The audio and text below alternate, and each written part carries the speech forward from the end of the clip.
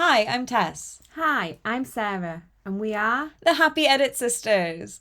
Happiness isn't just being happy, it's an embodied feeling that starts with how we approach life, our actions, and our mindset. Everyone has a range of emotions, and that's a good thing. Join us as we dive into what it means to be happy and how we build a foundation for happiness through different lenses.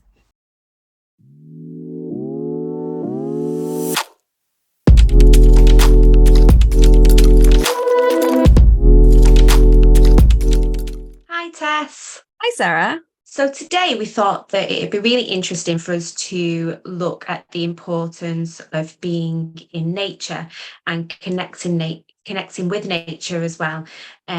So, we're going to kind of have a little bit of think about what our own experiences are, have a little bit of a look at the different research that's out there as well to support that importance. And Tess is really excited to talk about forest bathing because it's something that she's really interested and passionate about as well. Yes, it's so cool. But before we get in there, thank you so much for joining us again today. And yeah, we'd after this episode, after you hear everything that goes on in this episode, we'll give you the happy tool and the happy edit tool, and then let us know what your experiences are on our social media. We always like to hear back from you as well. So uh let's start with talking about like the importance of nature in our lives. Sarah, do you want to get us started with that? Yeah, definitely, definitely. So I think from my own experience, I've always really enjoyed going out in nature. I've always loved initially, I think, being by the coast and being on the beach. And I've always really felt like I've got this real affinity towards water. Which is then probably influenced as a child, kind of doing lots of swimming and things like that. But I think as an adult and definitely post COVID, well, in the middle of COVID, post COVID, kind of going out walking, really getting into the mountains. We love nothing more than going into the Peak District, and that feeling of getting to the top of that mountain and just kind of seeing the views below. And yeah, that real, I really enjoyed that feeling of being quite small in such a big space. I really kind of, it's quite a humbling feeling, if that would be the right word to use, I think. Yeah, no, I totally agree with you. When you're like next to that, like either you're on the top of the mountain or you're next to that giant tree, right? And the tree is just so big and it's so tall, and you feel small, but then it also just feels so comforting as well to know that like there's more to life, there's more out there. Um, And of me personally, like I totally agree with you about water. Like water to me is just so calming, whether it's like a stream, a lake, the ocean. I absolutely love being next to water. Um, but then just as you say, just going for walks is just so nice. When I was a kid, I struggled a lot with anxiety, and me like going on walks in parks or in the forests around my parents' house in Oregon, like that was what brought me so much peace. And now I know a lot more of the science behind it. I'm like, oh yeah, that makes sense. But at the time I didn't know that. Like I was just like, okay, well, how can I deal with like this anxiousness that's like kind of overwhelming me, right? And going out in and walking in the forest was such an amazing way to release that. And, at the beginning it would be very much like, oh, I'm just getting my energy out, and then like you're just kind of stomping with each thought. Yeah. And then little by little you start calming down, and you're just able just to be with the greenery around you. So like that mixture of water, trees, to me is just so beautiful. Definitely, definitely. I know the excitement and the kids, Cora and Aoife, they kind of laugh at me, but I think they're embracing it as they're getting a bit older as well.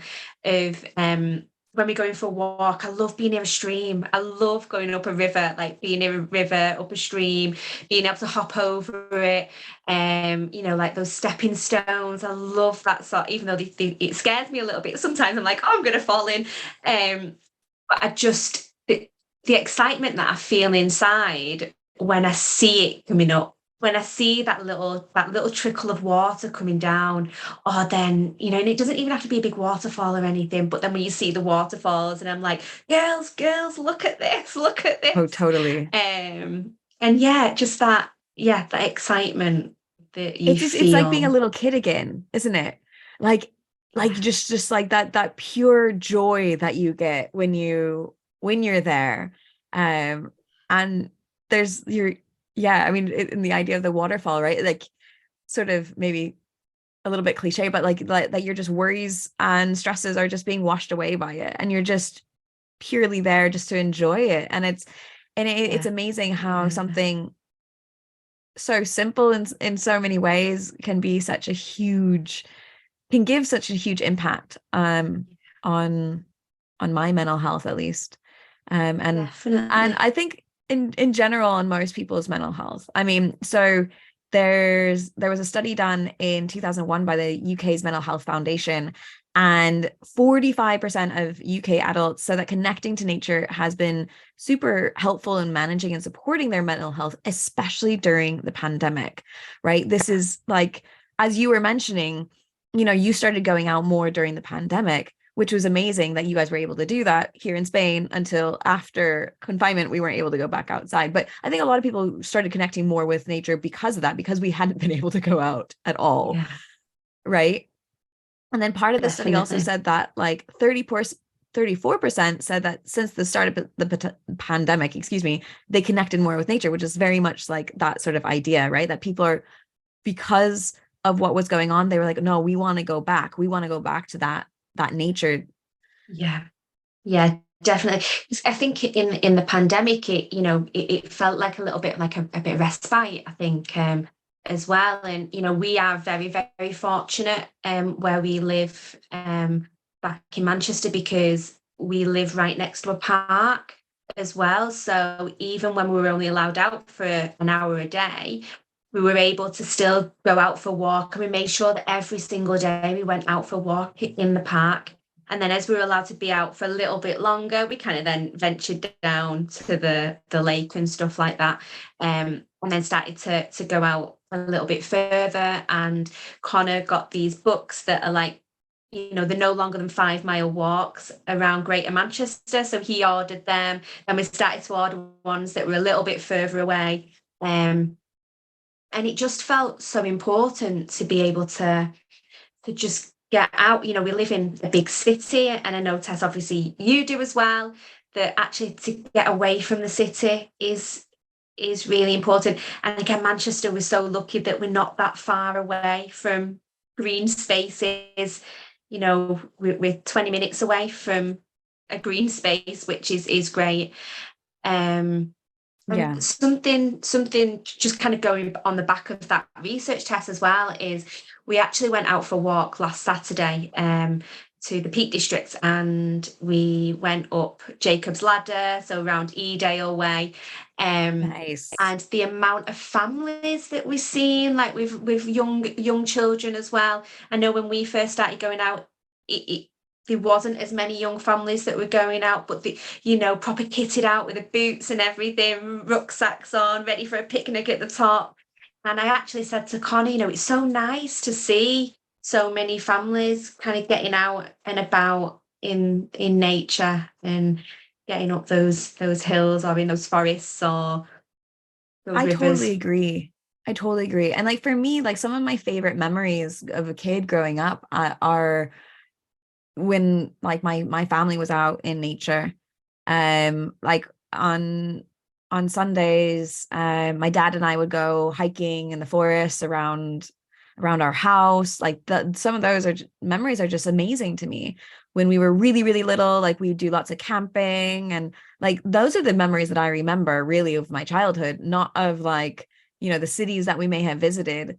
But really the time in nature that we were able to spend and explore. And I mean, I grew up on a farm, so to me, like I was always kind of connected with nature in many ways, where maybe growing up in a city, you don't have that access to that. But then when we moved to Barcelona when I was 9, like that was such a shock for me, because it was like nature all the time, then lots of pavement, lots of, stone.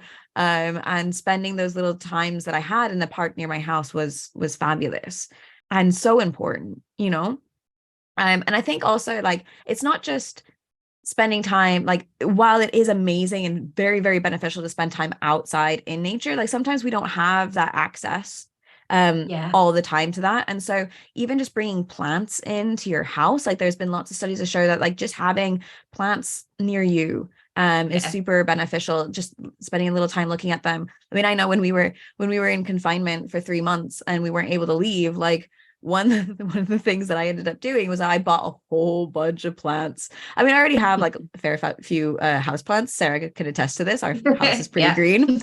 But we didn't have any plants on the terrace. We had a few, but not many.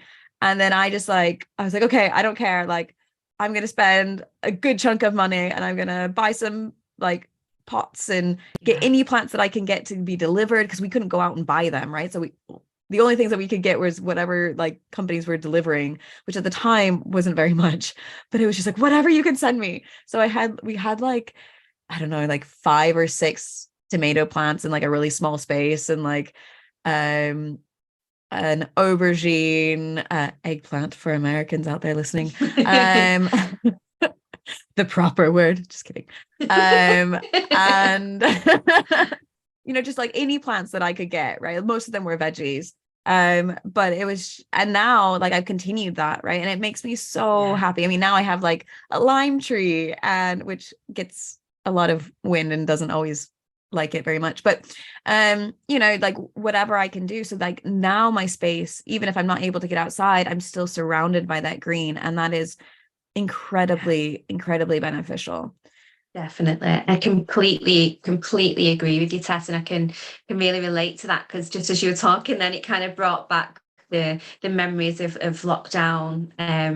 And I remember kind of getting into my head, I need to get some plants, I need to get some plants. And yeah, everything was closed. You couldn't go to the to the shops to get them or anything. And yeah, there was somewhere online that was delivering, and I was like, so I ordered loads and they came, and I was really excited that they came, and I planted them and everything. And then I was like, oh, I'll get me mum and dad some, and I'll get Auntie Janet and Uncle Cyril some, and I'll get me nanas. So I went and ordered everyone else some plants as well. Oh, yeah, but that's it, isn't it? It's like, okay, this is bringing me joy. Let me share that joy with other people. And I think that is so important, right? Like, as we were talking about, that nature isn't just there for you, right? It's there that you can share. And I think that that's another part that makes it so beautiful, is that, like, as I mentioned before, like my best memories of a kid are hanging out in nature with my friends, with my family. And it's something that you share. It's something that it isn't just for you. It's something that you can Yeah. give to someone else and create those memories with, whether that's gifting the plants or just spending time out in the nature. Definitely. Because when we think about, I don't know, like significant events like Mother's Day, weddings, birthdays, people quite often give flowers as a gift, don't they? Because they know that that brings people joy. Oh yeah, whenever I get like a bouquet of flowers, I'm like, oh my God, Yeah. best gift ever. Definitely. Definitely. And I think, just going off on the back of that, Tess, as well, is that it doesn't, something really important what we talk about is it doesn't have to be a big gesture neither. So, it doesn't mean that we have to go on a 5-6 mile hike or anything like that. There was a piece of research by the Scientific Reports in 2019, actually, that showed that 2 hours a week in nature was reported to really improve mental health and well-being as well. So yeah, it doesn't have to be something really significant that we're doing. It could be a 10-minute walk a day, or going out into the garden. It really can be something small. It doesn't have to be something really big. Exactly. Exactly. And like any nature is beneficial, right? Like any greenery, anything that I want to say like that lives and breathes and just sends out joy. That there's I don't have the actual studies, but that like on me, but plants emit sounds that we can't actually hear, but our bodies can feel, right? And so when plants are happy, they're sending out these happy vibrations, this happy energy that we're receiving. So when you're walking in an area that, you know, has a few trees, some greenery, like you're getting more of that happiness. That's why it's also nice to have them in the house as well. But you know, they say that like the best is like if you're in an area that has lots of a variety of different plants and green spaces. But you know, even just if there's just a couple of trees and you can just stand next to the tree, you're still getting that goodness into you. So, you know, like you say, like it doesn't have to be complicated. It doesn't have to be these giant hikes out into the you know, into the countryside if that's not available to you, right? It could just be standing next to a tree or having a couple plants in your house and just really spending some time and, you know, being mindful of that connection with them as well. Yeah, definitely, definitely. I think whenever we go out, and it's something that I say in therapy quite a lot as well, is just being in the moment, just kind of just stopping, just stopping and looking around, just noticing things, just noticing, whether that's just noticing the way the tree moves or the way, if you if you took your shoes off and your socks off, noticing what it feels like underneath your feet, noticing what the breeze is like or the smells are like, and I know that in a few episodes we're going to be maybe talking about senses and things like that and how that's beneficial. So we'll talk about that lots more. But yeah, just noticing those things and just being in the present, because quite often our brains are in the past or in the future, and it's really important to go, how do I ground myself? How do I bring myself back to now and change that focus? Yeah, definitely. And that is a perfect segue into forest bathing. Yay! This was not planned.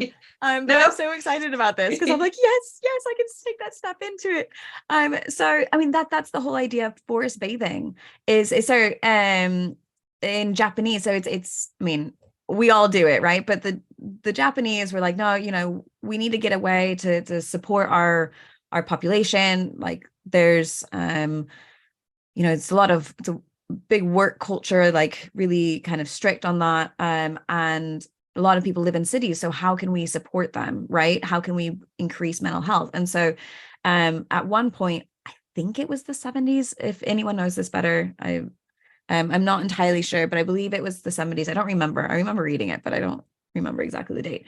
But they started thinking, okay, how can we like improve the mental health of our population? And they were like, well, what about having them go through walks in forests? And so they called it forest bathing, or Shinrin yoku, I think is what it's called.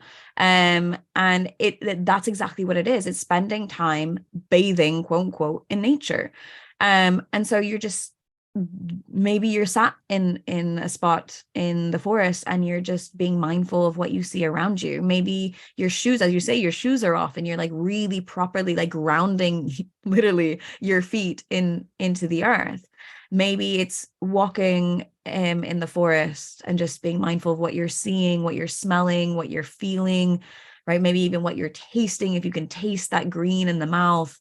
um you know, and all of these things, you can do this alone, you can do this with another person, like, and all of these things, what they found when they were doing the studies on these initially, and then, you know, they continued on with it, is that it it releases that persistent tension that we hold in our bodies from stress, right? Because stress isn't just a mental thing, it's actually very much a physical thing. We hold all of these things in our bodies, and so when we're able to be in nature, our bodies actually go, ah, right? And it starts reducing the stress hormones like cortisol that, you know, increases anxiety and doesn't help us to sleep. So when we're able to spend that time out and just being mindful and connecting with the nature, right, we're able to release those things, and it improves our sleep, it improves like our mental focus, Mm. it brings us into the present moment, right? Because we're paying attention to what we have around us, and that is so important. So if someone was interested in kind of doing some forest bathing, like what would the recommended amount of time be that you would suggest, Tess, for someone to kind of just be in that moment? I mean, however much time you have, right? Like, let's meet ourselves where we're at. I think this is really important, that like we're not forcing something. I think, what they say is like 30 minutes to an hour is like the Mm-hmm. best, right? And or more. But like if you all you have is 10 minutes, take those 10 minutes. If all you have is 2 minutes, take those 2 minutes. Like whatever amount of time that you have, right? Like everything is beneficial. So even though, sure, studies say that this is the best amount of time, like if you don't have that time, don't be like, oh, well, there's no point in doing it then. So take away those Just go out, just do it. expectations. Yeah. And Take away like those expectations and things. yeah, yeah. And I mean, if you think about it, like you were mentioning earlier, Sarah, like, you know 2 hours of recreational time in nature is showing to improve, and then this is over a week, right? So showing to improve your mental health, your well-being.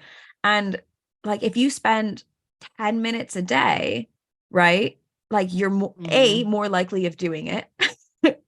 Yeah. And B, like those 10 minutes add up every single day. If you do 10 minutes, like that's a lot of time over, over a greater period of time. If you just spend maybe 1 hour a week, you're not going to get the same amount of time realistically in nature than if you did 10 minutes a day. So, just like if you're very sort of logical Mm. thinking about that, like that's a good way to think about it. Okay, actually, those 10 minutes add up to be more than 1 hour. So if I have 10 minutes to get out and spend in that, then do it. And once again, like if it's only 2 minutes, it's still beneficial. You're still getting that 2 minutes of connection time and coming back into the present moment, Mhm. connecting Yeah. with nature, feeling those yummy vibrations from the plants around you. Definitely. And I know obviously it's called forest bathing, but for some listeners out there, as we've already said before, that they might not be able to get out into the forest or, right into kind of the countryside and things like that. So is that something that they could maybe do at home? And, in what way would you be able to kind of say how they could do that at home? Oh, totally. I mean, if you have some like a bit of grass, just put like you mentioned, just put your feet in the grass, and just maybe like there's a plant nearby, just focus on that plant, right? Um, if if you just have some house plants, like maybe just like kind of put them around you, right? Like Hmm. consolidate them and just kind of sit next to them and just Hmm. be aware of them. I mean, it's not necessarily maybe as good, but there are studies that show that even just looking at a photo of nature can help increase these things, right? Because our bodies are so in tune to it, Hmm. because we are part of nature, right? We're not something separate. Like we mentioned nature as something separate, but we're not. We're all connected. And so just having that visual image of it reminds us, oh yeah, these are the emotions and these are the like the senses and whatnot that we get when we are in nature. Okay, so just by looking at that photo, I can start to connect with it. Yeah. Would you say, because I know there's lots of apps that might have like, or you can get music anywhere where it might be like forest music or something like that, something nice and gentle. Would that be something that might be quite helpful as well? Yes, yes, yes, yes, exactly. Exactly. Yeah, just having those sounds, because it's very much a sensory experience, right? And as Sarah said, we're going to have a whole season of this. We're going to do several episodes about the senses later on, but just like that sensory experience of getting your sight involved, your hearing involved, and even if it's just one sense, right? Your body tends to Yeah. fill in the other senses. um and so totally listening to the sound of the forest, doing a forest meditation, like a guided meditation, can also be really beneficial. Definitely, definitely. Sounds really exciting, Tess. And yeah, I'm like, oh, when can I go and try this? So I think we're going for a walk on Monday. So I'm definitely going to be like, right, let's just all sit. Let's just kind of just be in the moment. Maybe take our shoes off. I mean, the kids, any chance they can get take the shoes off and put them in water or something, they will.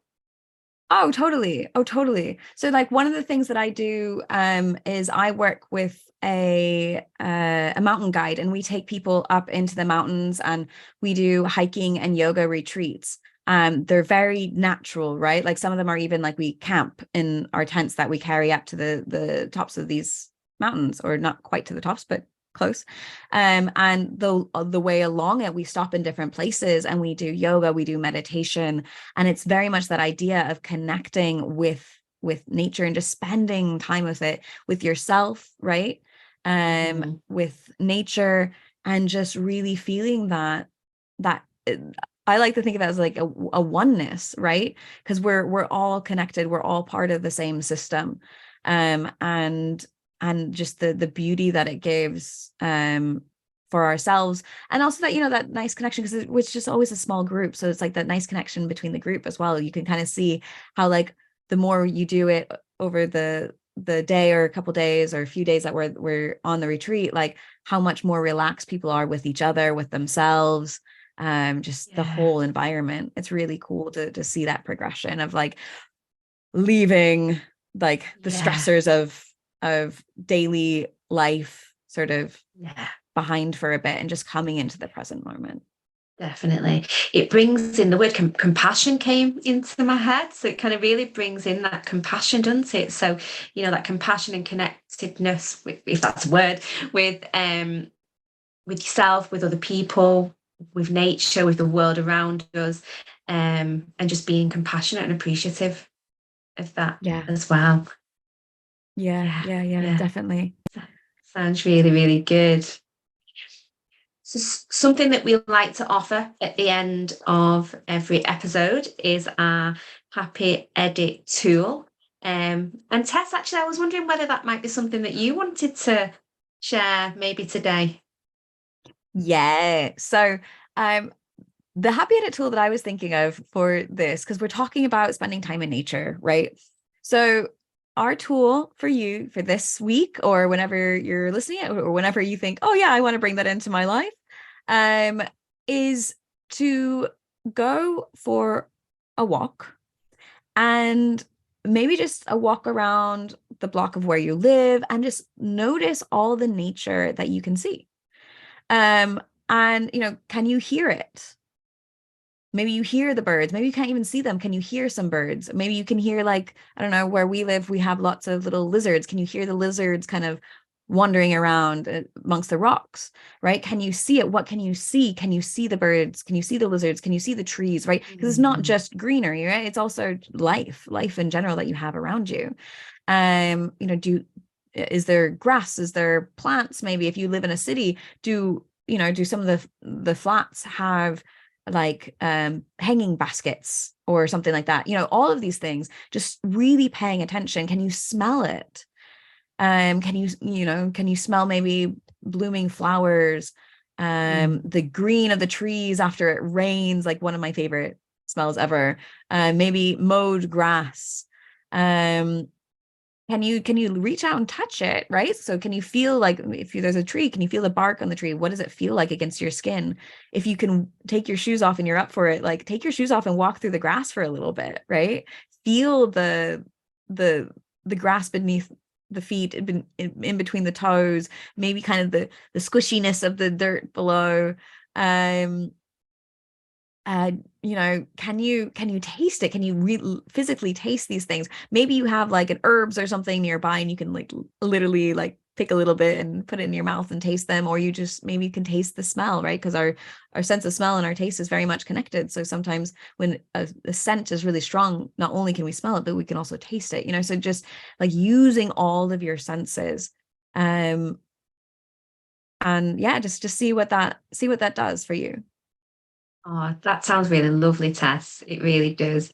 And, yeah, just as you were talking, it kind of made me think about just the things that are around me now that I can see. So obviously I'm not on a walk, but, just kind of the tulips are now flowering, and, there's some other plants. I have no idea what they're called. They've all got blossoms on them and stuff like that. So yeah, just noticing those things as well. So thank you for that, because that already got my mind going of different things that I can see. So I hope that does the same for the listeners as well. Yes, yes. And let us know, let us know how it goes for you and what you experience with this. You have a link to our Instagram, which is the.happyedit. But you also have our contact details as well in the show notes. So reach out to us. We're super excited to hear from you and see how these things work for you. And we hope that it helps give you that little edit to your own happiness. So have a wonderful week, and we shall talk to you next week. At the Happy Edit podcast, we're mindful that the podcast is not in replacement of therapy. If you do need further support, please do contact us on our contact details in the show notes. And we're more than happy to offer further support and guidance and direct you to places like the counselling directory or therapy directories. If you do also need further support, we would also recommend you contacting your primary healthcare provider. Thanks very much for listening, and we'll see you all soon.